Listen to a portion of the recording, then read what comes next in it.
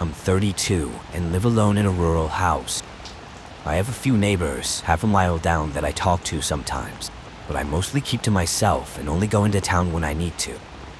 I'm half retired, so I spend most of my time at home, but a few months out of the year, I do some contracting work. At the time, it was late fall, and on this day, I was getting all of my equipment from out in the yard and storing it in the shed to prepare for the winter season. It was just a bunch of tools and lawnmowers and stuff like that I'd left out. Anyway, while I was outside, I saw something unusual. A man was walking along the road that connected to my driveway. He had nothing on him, no backpack or camping gear. For context, this road he was on was entirely empty, aside from the few houses like mine, and the town was a 4-hour walk away. I watched him until he disappeared far off down the road.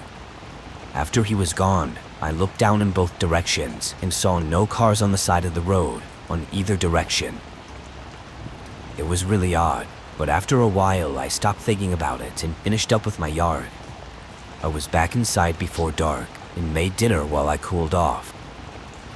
As I sat there, a sudden thud from outside startled me up from the table.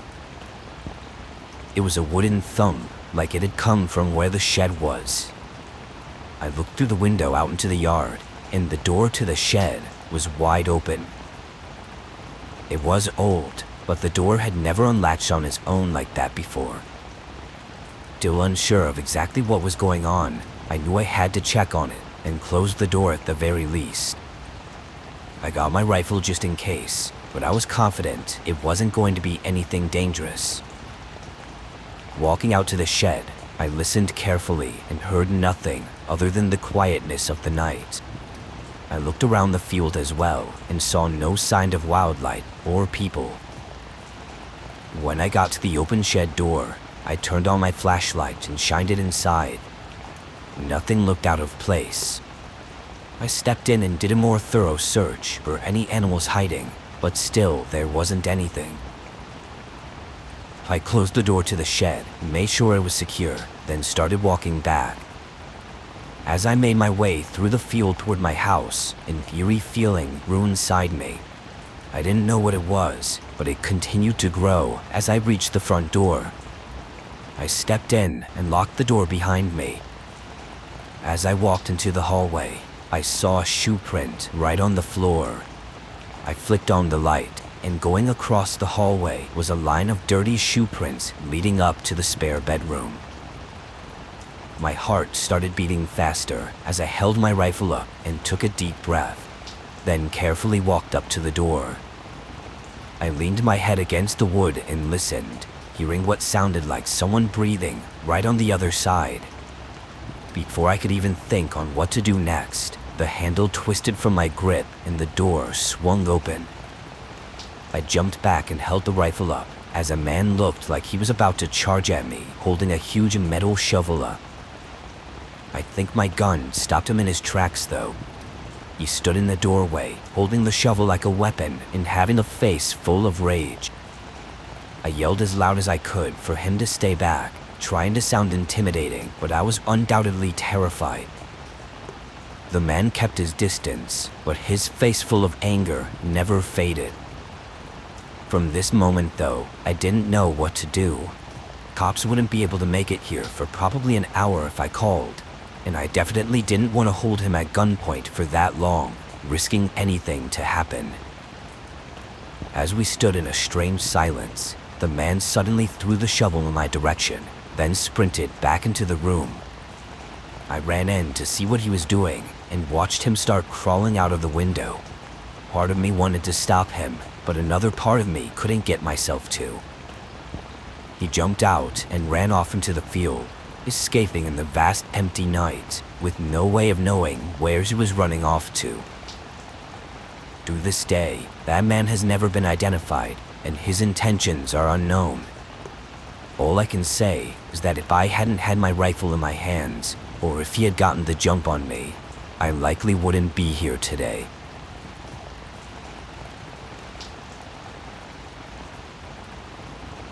I don't go on many trips out of town, so this was one of the few times I've had to stay somewhere other than a friend or family's house. The area I needed to stay in was small, and most of the hotels didn't look very nice. But to my surprise, there was a single home listed on Airbnb. It was my first time using the site, but the house looked like a decent place, much better than the hotels. I requested the dates, and in a few minutes the place was booked. The following week, I started the drive. When I got to the town, which was about 14 hours from my city, it was well into the night. The town almost looked deserted compared to where I was used to living. All the houses' lights were off, and all the stores were closed. No people or cars were out. Of course, it was the middle of the night, so I didn't expect this small town to be lit up and active at this time, but it was still eerie, considering I hadn't seen it during the day. I only came in with this as the first impression. The street that took me to the Airbnb was dark as well, leading through a winding forested neighborhood until I eventually ended up at the house. It was one of few that had its porch and outdoor lights on, but one window upstairs had a light coming through it as well. I figured the last customer had just made the mistake of leaving it on, so I thought nothing of it and started getting my stuff up to the front door. I got the key code from my email and opened the door, getting inside and locking the door behind me. I quickly put my stuff in the corner of the room, then went upstairs to turn off the light that was left on. It was one of the spare bedrooms, only having a bed and a small dresser in it. I flipped it off, then went to the main bedroom to set up my things. I was only staying for the one night, but I had it booked for 2 because I needed to be there late into the following day. I was up for no more than an hour before finally getting in bed and turning in for the night. I rested my eyes and tried to sleep, but was laying awake for a long time. I sat up quickly, hearing the thud run through the walls of the house. I stared at the door, trying to think what could have been the cause of the sound, but with no ideas coming to mind, I got up to check. I opened the door softly, peering into the upstairs hallway. It was dark and quiet now. No more thuds, only the sounds of the house swaying in the wind. I stepped back and quietly shut the door, but a strange feeling came to me that had me wait as I thought more about the sound I heard. As I stood there, soft creaks started to go along the floorboards from the other room. I listened with my ear against the door as the creaking moved into the hallway and then began making its way toward the door. I was so in shock that I almost didn't realize that it had to be footsteps of someone approaching. My heart started racing as they came right up to the other side of the door. I put my hand tightly on the door handle to keep it from moving, and only a moment later, I felt it pulled out. As soon as I resisted it, they eased off. There was a small moment before suddenly the handle was forced down and they slammed into the door. It swung half open before I pressed my body back into it. I only saw half of their face in the doorway, but in their eyes was an anger that I didn't expect to ever see. After a struggle, I somehow managed to push the door back into the latch and lock it. The man on the other side tried to get it back open, but after yelling a few unpleasant words towards me, he ran downstairs and out of the house. I was still catching my breath and my mind was racing, but I gathered myself up and dialed 911. For such a small town, they came shortly after. The owner of the Airbnb continued with the case after I left on the following day, but I wish I had kept up with it. That man seemed so desperate to get into my room and was in some state of rage, like he wanted to hurt me as if I'd done something to him. Everything about it is disturbing, and I don't think I'll ever get it out of my head, but Airbnbs probably won't be something I take part in again for a long time.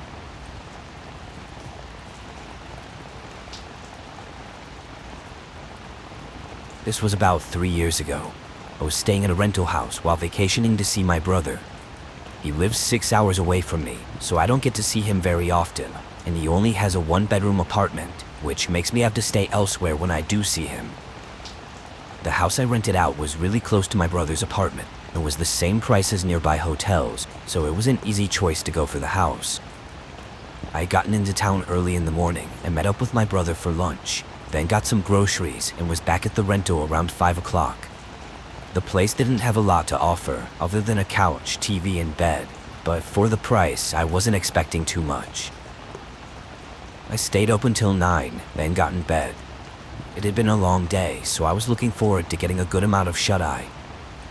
I laid in bed awake for longer than I wanted, falling asleep after an hour. When my eyes opened, the room was in full darkness, and I could sense that it was the middle of the night. Before I could even check the time, though, I heard something outside the room. Footsteps slowly walking down the hallway, and then a door closing softly, followed by silence. It was like my whole body had frozen, laying in the bed still and staring through the dark room. After a minute passed of no more sounds, I got up and looked into the hallway. At the far end, I could see the front door, which I knew was the door I'd heard them close, but I didn't know if they were still in the house or if they had left. I quietly walked through the other rooms, not seeing anyone. Actually, the only sign of them having been here was the front door being unlocked.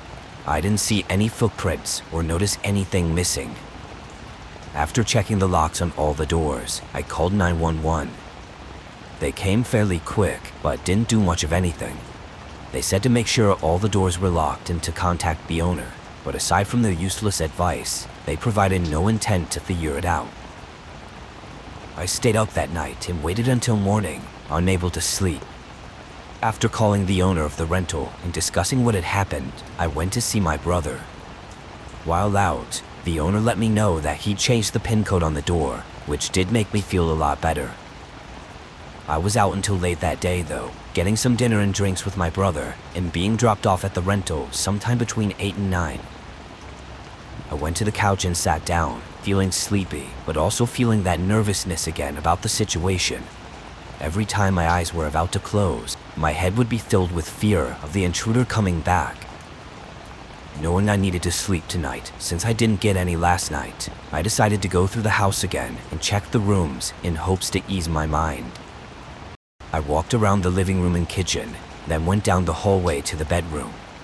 I opened the closet and checked the attached bathroom, and just before I walked out, I heard footsteps running through the hallway toward the bedroom I was in.